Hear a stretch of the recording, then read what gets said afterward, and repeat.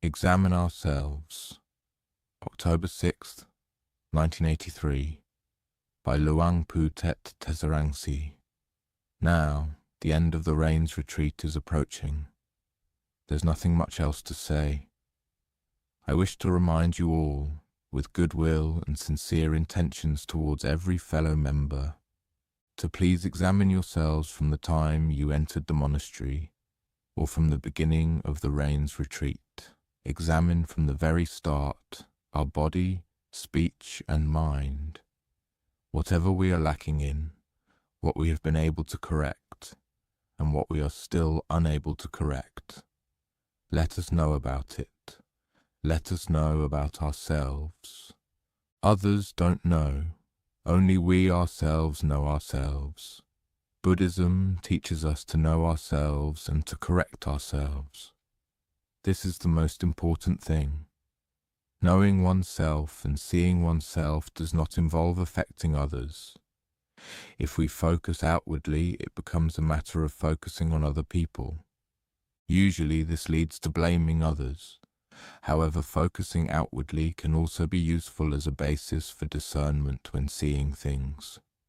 When we see someone else's faults, we can reflect and turn it inward towards ourselves. How do we measure up? Are we like that person?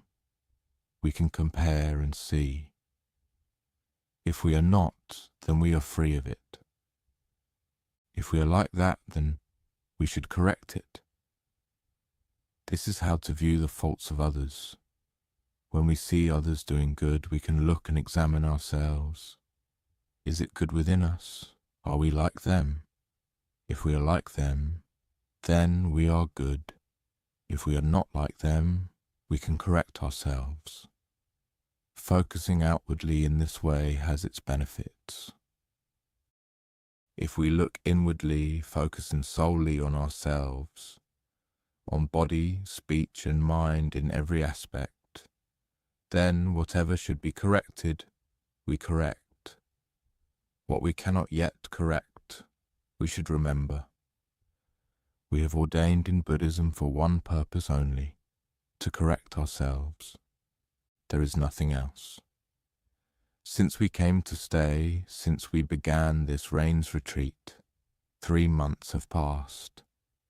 If we have been able to correct ourselves, then that is considered our gain in that regard. If we haven't been able to correct it, that is also a gain.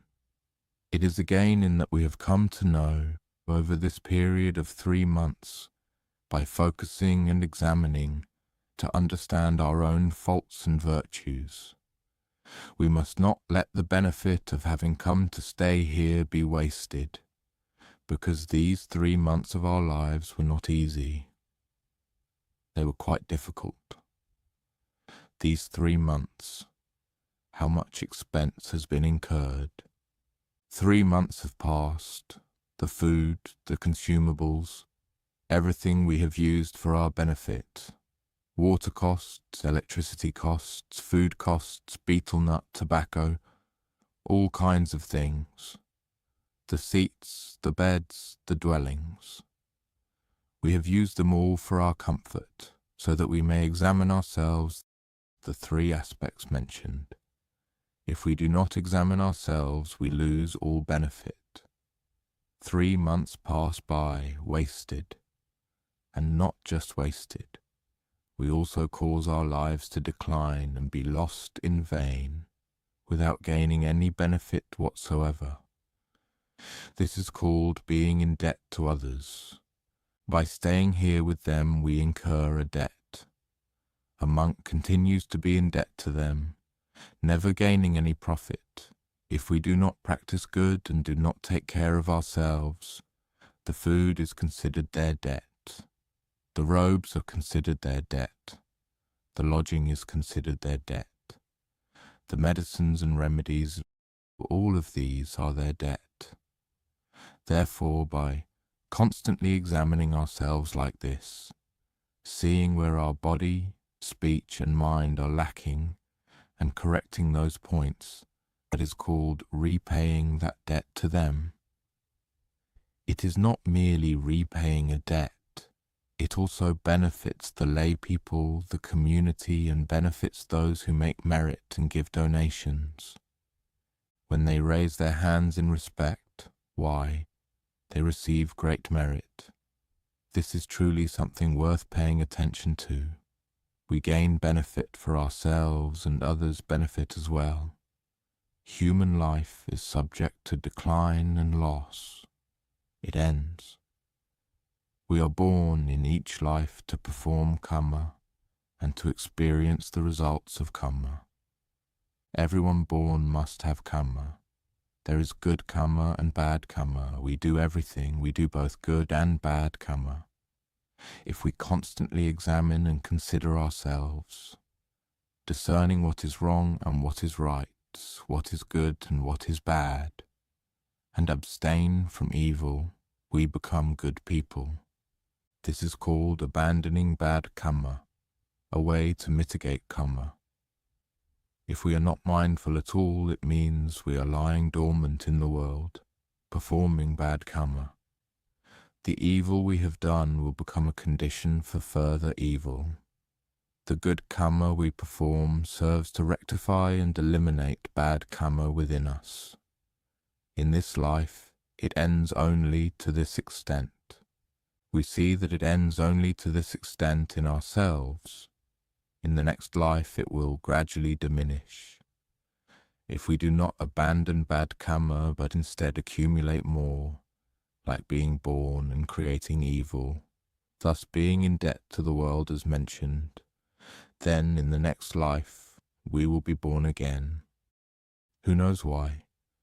Who knows what we will be born as? Lower, more wretched than this, or what? Who knows? Because those with karma must go according to their karma. We cannot choose it. Bad karma will sweep one towards a bad destination, into states of deprivation and misery, with no way to escape the consequences. It only becomes increasingly heavier. This is why it is called accumulating karma. We humans are born across many, many planes and lifetimes, not just 20, 30, or 100 or 1,000 lifetimes. It is immeasurable, countless beyond description. Therefore, we should accumulate goodness to gradually escape from these consequences. This is called repaying the karmic debt of the world. Living in this world means we are in debt to the world. Our body, composed of earth, water, fire, and wind. We take these elements from the world and mold them into our form. They belong to the world. Earth, water, fire, and wind all belong entirely to the world. When we die, we relinquish them, returning what was borrowed. Others then take these elements and mold them into new forms again, taking earth, water, wind, and fire. When they die, they also relinquish what was borrowed. Those who are born are essentially taking these worldly elements as their self, as their being. If we do not repay the debt as explained, we will continue to be burdened in this world, life after life.